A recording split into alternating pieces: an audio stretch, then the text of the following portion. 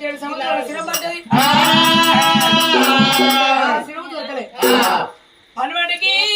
మరి పంది కూడా కాలు పెట్టదు కొడుగా పనుడికి కాలు పెట్టి పండుకున్న జీవిని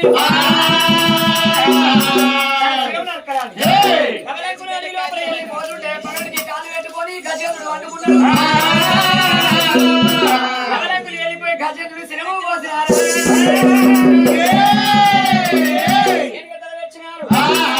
పండుకున్న పిల్లగానికి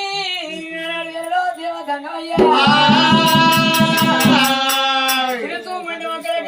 జీవధార పోసిండు దేవతంగమయ్యా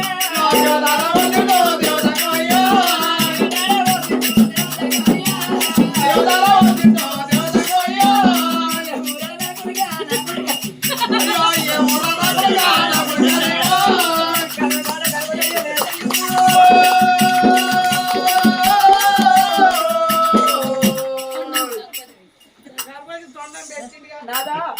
మన కొడుకు చూడు ఇది ఏనుగు తొండవు చూస్తేనేమో చిన్నగా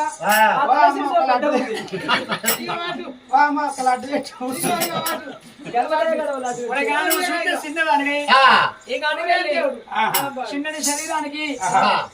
పెద్ద శిరవు ఏర వచ్చింది కొడగా అన్ని పూజల కంటే ముందు అది గణపతి పూజ ముందు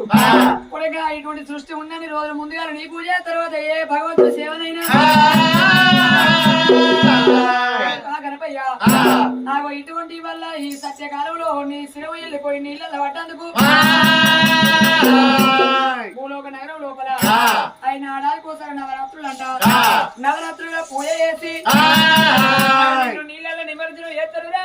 నా కొడుకు నిన్ను